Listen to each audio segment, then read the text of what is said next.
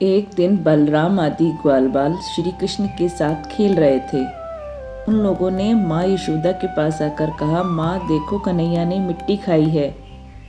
तब तो यशोदा ने श्री कृष्ण का हाथ पकड़ लिया। अब तो श्री कृष्ण डर के मारे खड़े हुए थे।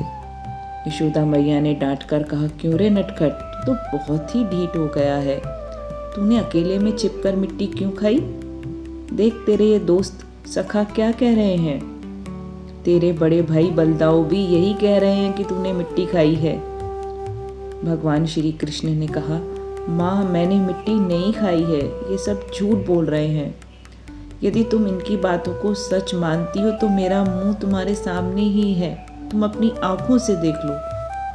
यशोदा मैया ने कहा, अच्छी बात है, यदि ऐसा है तो मुंह खोलो अपना। माता के ऐसा कहने पर भगवान श्री कृष्ण ने अपना मुंह खोल दिया। भगवान श्री कृष्ण का ऐश्वर्य अनंत है। वे तो केवल लीला के लिए ही मनुष्यों के बालक बने हुए हैं। अब यशोदा जी ने देखा कि उनके मुंह में चर अचर संपूर्ण जगत विद्यमान है। आकाश, पहाड़, द्वीप, समुद्रों के सहित यह सारी पृथ्वी, वायु, बिजली की गड़गड़ाहट, सूर्य, चंद्रमा, तारों के साथ संपूर्ण ज्योतिर्मंडल, जल, तेज, पवन, प्राणियों के चलने फिरने का आकाश, सब कुछ उन्होंने श्री कृष्ण के मुख में देखा।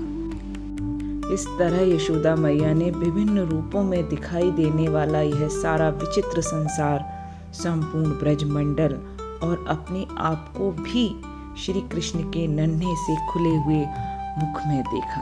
अब तो वे बड़ी शंका में पड़ गईं। सोचने लगी कि यह कोई स्वप्न है या भगवान की माया। कहीं मेरी बुद्धि में ही तो कोई भ्रम नहीं हो गया है। संभव है कि मेरे इस बालक में ही कोई जन्मजात योग सिद्धि हो। यह सब देखकर सोचकर यशोदा मैया ने भगवान श्री कृष्ण को जैसे ही भगवान समझना शुरू किया, तभी भगवान श्री कृष्ण यशोदा मैया के मन का भाव समझ गए और तभी भगवान श्री कृष्ण ने यशोदा मैया के हृदय में अपनी योग माया का संचार कर दिया, जिससे यशोदा मैया तुरंत ही वह घटना भूल गईं और उन्होंने अपने दुलारे लाल को गोद में उठा लिया और पहले की तरह ही उनके हृदय में प्रेम का समुद्र उमड़ आया। सारे वेद, उपनिषद, सांख्य, योग और भक्तजन जिनके महात्म का गीत गाते गाते अघाते नहीं, उन्हीं भगवान को यशोदा मैया ने अपना पुत्र माना। एक साधारण बालक की तरह ही उन्हें डांट फटकारती रहती थी, पर हृदय में उनके अपार स्नेह अपने पुत्र लिए ही था।